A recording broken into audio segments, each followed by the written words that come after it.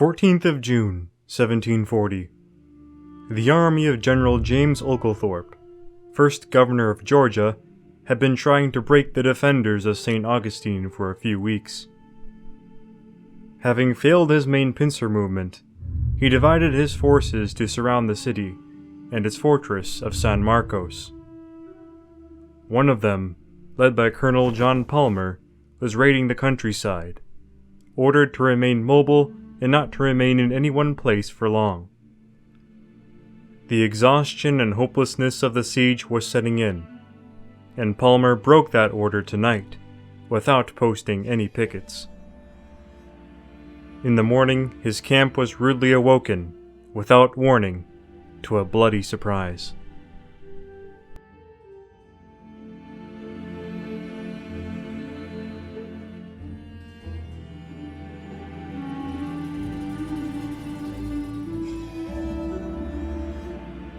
With the capture of Porto by Admiral Edward Vernon, the British Admiralty planned their next major expedition. Porto was a great boost in morale and a stunning success in a tactical sense, but it actually did very little to impede the Spaniards. Prime Minister Robert Walpole believed that the time was now or never to launch a decisive strike on the Spanish Main. He was right, as Spain's armada and army was mostly stuck in Europe. With his superior fleet, Admiral Nicholas Haddock blockaded the Spanish ports in the Mediterranean with 15 ships. However, Spanish Minister of War, the Duke of Montemar, threatened a strong sortie on the British-held Minorca. Having already stretched his fleet thin, Haddock decided it was more important to concentrate at and protect Minorca. Montemar also planned on something the British knew very well. There was no better season to campaign in the American tropics than winter, when the Indies' weather and diseases were most tame. This meant the British would have to wait until at least the fall of 1740. Montemar was right once again, and bought precious time and space to reinforce the West Indies. In March of 1740, the Walpolean government ruled out Havana and Veracruz as their next targets, as they were considered too strongly defended. Their next prize instead would be Cartagena, a major port that had been easily captured by corsairs and pirates in the past. Its capture would also inflict incredible disruption to the silver trade from Peru. Thus, it was believed to be the safest objective that would bring about serious strategic consequences. It would take around 6 months for the British to agree on the plan, and more preparation was badly needed. Ships and crews had to be assembled, as well as a strong land army to accompany them. King George II wanted the majority of his regiments kept at home, in case war would break out on the continent. And it most definitely would. Thus, other realms of the empire would need to provide, and the American colonies were considered. Now, the war began to expand in scope. While Haddock operated in the Mediterranean, Vernon had first tested the defenses of Cartagena on March 2nd of 1740, bombarding the city with his bomb catches before slipping away. Back home, Commodore George Anson planned his expedition to the coast of Peru with 8 ships. Little did he realize, this voyage to the Pacific would become a daring circumnavigation of the entire globe. However, the major operation that year, originally intended to be a diversion, opened a new front on the border between Spanish Florida and the British colony of Georgia.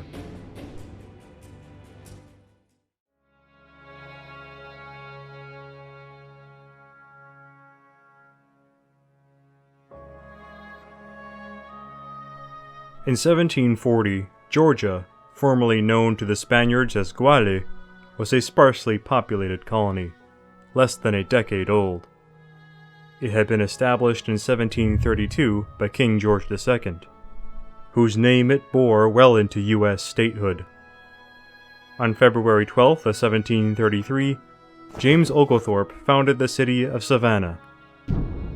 James Oglethorpe was ambitious, a philanthropist, former Jacobite, and soldier who coveted the Georgia region. In 1717, he served under the Habsburg banner and participated in the siege of Belgrade under Prince Eugene. 15 years later, he and over 100 colonists landed in Georgia, then called the Debatable Land, as both Spain and Britain had vested interest there. Unlike the other colonies, Georgia had outlawed slavery under Oglethorpe's guidance, and the new governor sought strong relations with the Yamacraw and Creek Indians, who appreciated his friendly policies dearly. While the new British colony was growing, it was obvious that war with Spain was fast approaching. To the south, the elder colony of Spanish Florida was home to St. Augustine, at the time the largest city in Florida, defended by the imposing Castillo de San Marcos. Florida was home to many army deserters and slaves who had fled from South Carolina to obtain freedom. Oglethorpe rightfully feared that St. Augustine would serve as a launching point for an invasion of his fledgling colony, and he spent the pre-war years preparing to weather this storm. His colony was the only barrier from a potential Spanish conquest of the South. Florida was strategically important to the Bourbon kings of France and Spain. If it fell, Spanish shipping would be vulnerable as it passed from Havana through the Gulf Stream back to Spain. The fall of its two major ports would also endanger French ambitions along the Mississippi River by serving as a potential launching point for an invasion there as well. Oglethorpe was chosen to lead the attempt on Spanish Florida and was duly promoted to the rank of general, after which he raised a regiment of 600 men, soon admitted into the British Army as the 42nd Foot, not to be confused with the 42nd of Blackwatch fame. Furthermore, the general faced deadly problems with the regiment bearing his own name. The 42nd, made mostly of Irishmen and Highlanders, used to garrisoning the serene shores of Gibraltar, despised their deployment to the hot, remote, and humid woodlands of southern Georgia. Some viewed it as a punishment and made it known. No more than 3 mutinies and 3 assassination attempts against Oglethorpe were made by members of his own regiment. Each one, of course, failed. While most officers would have no doubt flogged or hanged the men guilty of such treason, Oglethorpe instead assured their loyalty by instead listening to the grievances of the 42nd, resolving them with each mutineer personally. The governor couldn't rely solely on his regiment either. To the west, he secured an alliance and barrier with the Creek Indians.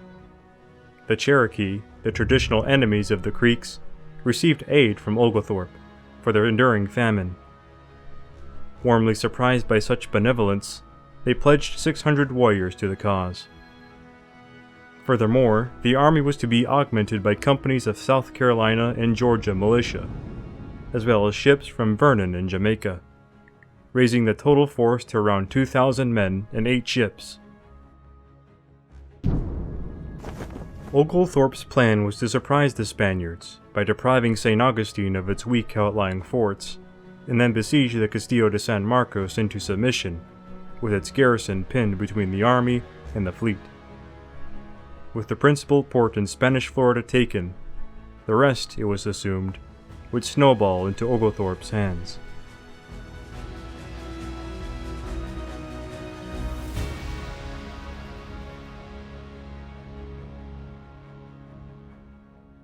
Oglethorpe had pieced together an army, but fears remained that the 2,000 men were still not enough. St. Augustine had been successfully attacked by pirates before, but once in 1702, after the Castillo was finished, a British siege failed miserably, with the town being torched before the British withdrew. While the general wanted to get operations going underway, the South Carolina legislature dithered on sending their militia and artillery well into December of 1739, denying the expedition of 3 crucial winter months. Those 3 months gave Governor Manuel de Montillano time to prepare for the British descent. Governor Montillano was an experienced Spanish soldier, having taken part in the defense of Oran under the Blas de Lezo in 1732. His spies observed Oglethorpe closely, and as long as he had been preparing, Montiano was too. In 1738, he established several outposts surrounding St. Augustine, including Fort Mosa, the first free black settlement in North America, also augmented by its own militia. When it was said that the British were finally going to invade, the governor gathered all available troops, sent for reinforcements from Havana, and raced against time to repair the decaying areas of the Castillo de San Marcos. Castillo de San Marcos was the largest and most powerful fortification in all of Spanish Florida, with its star shape and moat following the design philosophy of most 18th century fortresses. But its walls were made of spongy coquina, a Floridian limestone, able to better absorb the impact of cannonballs. As mentioned before, the Castillo was besieged once in 1702 during the War of Spanish Succession, but remained firmly in Spanish hands. With patience running out, Oglethorpe hastily commenced his invasion on New Year's Day, 1740. Over 200 men advanced to the St. Johns River, guarded by Fort San Francisco de Pupo. When Oglethorpe demanded its surrender, the garrison replied with a volley. The undaunted general brought up his few available field pieces and smashed down the wooden walls. With the cannon and the fort inoperable, the Spanish finally capitulated. The avenue of supply and communication with Pensacola to the west, the other prominent port in Spanish Florida, was cut off. As early as January 9th, Oglethorpe's Creek scouts reached the outskirts of St. Augustine. Their arrival was still quite late, as on January 11th, Montiano finally received reinforcements from Havana. Oglethorpe no longer had the great numerical advantage he needed, and pressed the South Carolinians to send their regiment. 2.5 months later, on April 5th, the Carolina Regiment was finally headed for Florida under the command of Colonel Alexander Vander Dussen, sailing on the Jamaica Station ships. However, they would only be enlisted for 4 months, and the general had to share command with the South Carolina legislature. He would need to work fast. On May 10th, Oglethorpe continued reducing the outposts guarding the city. He captured Fort Diego on May 13th, which was little more than a stockade that stood no chance of holding out. A small sortie was launched from San Marcos to Oglethorpe's lookout at Point Cartel, in an attempt to disrupt the British. But the general reacted swiftly, winning this skirmish that evolved into a short melee. Because of this, Montiano decided it would be best to abandon the town and place everyone in the Castillo, for now ceding the initiative to the Georgian. When Oglethorpe was wondering where the Carolinians were again, the long-anticipated 8 ships from Jamaica finally arrived at the Matanzas Inlet under Commodore Vincent Pierce on June 3rd. And unfortunately, Pierce's sailors were disappointed as soon as they arrived. For Montiano had already gathered a small fleet of half-galleys under the command of none other than Captain Juan León de Fandino, the man who had allegedly severed Jenkins's ear in the incident of 1731. These galleys blocked all waterways to the city, and it was easier for them as they drew less water than the heavy warships of Pierce's squadron. Instead, the Commodore dropped anchor off Anastasia Island, a sandy island barrier off the Matanzas Inlet. There he blocked incoming supply ships and forced the Spaniards off the island battery. Oglethorpe had pinned his hopes on a perfect pincer movement in coordination with Pierce, but the Commodore thought it impossible, without the possibility of the squadron being severely raked by combined fire from the Castillo and the half-galleys. Additionally, Pierce insisted the squadron leave by July 5th, as that is when the season for hurricanes approached. For once, the general began to unravel.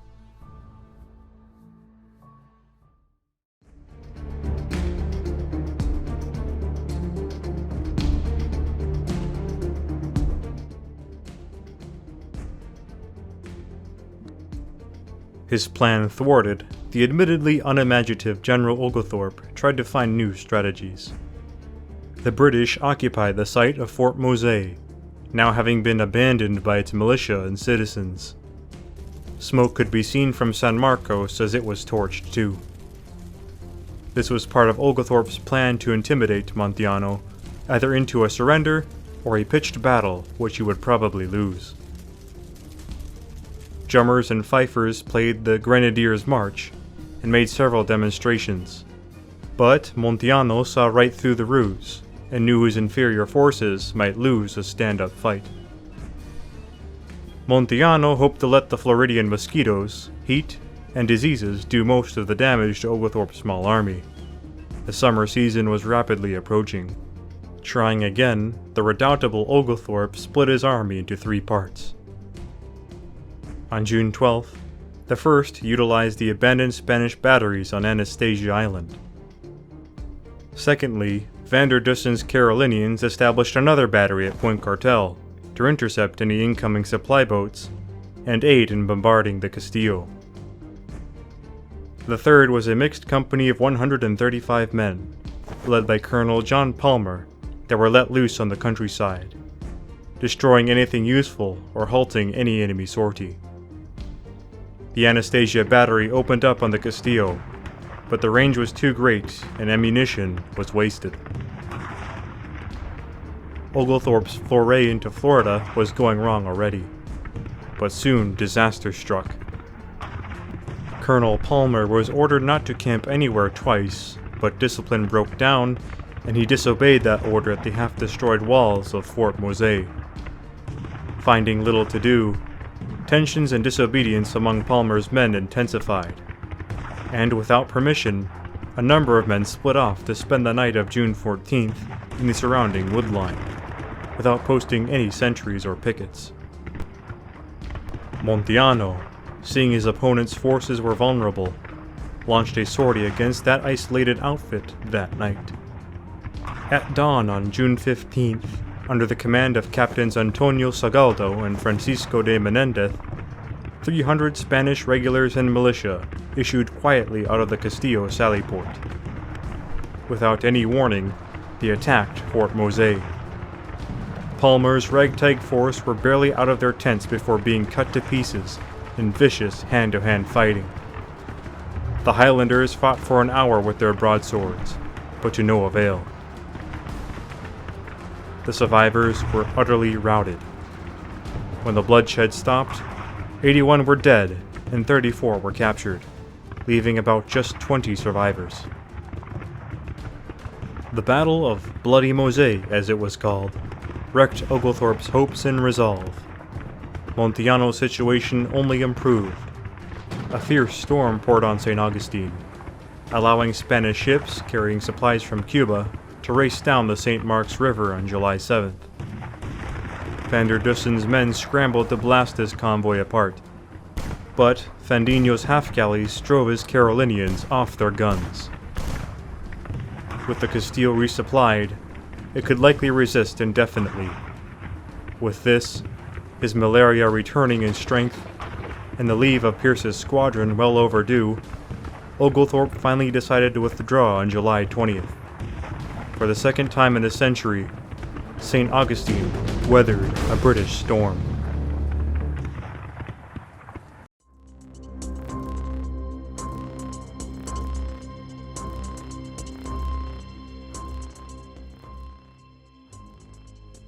The siege of St. Augustine only lasted 30 days, and would be the first major defeat of the British in the War of Jenkin's Ear. The combined efforts of the colonials and their Indian allies were undercut by the disjointed and squabbling leadership. Oglethorpe's fragile plans, the dithering of the Pierce Squadron, and the great dithering of the South Carolina legislature. For this, the troops paid a significant price. 122 were killed, 34 were captured, and some 14 deserted. And in the retreat, 56 cannon were abandoned. The Spanish casualties were lighter, though some of the outposts were totally destroyed. It would not be until early 1741 that the redoubtable Oglethorpe would recover from his fever, and prepare for the defense of his own colony once more. He would need to, for Montiano would grow confident enough to launch his own invasion in the next couple years. But before then, the long-awaited great amphibious expedition of Admiral Vernon would come underway. This venture would be larger and bloodier, overshadowing the carnage left behind at St. Augustine by the tens of thousands.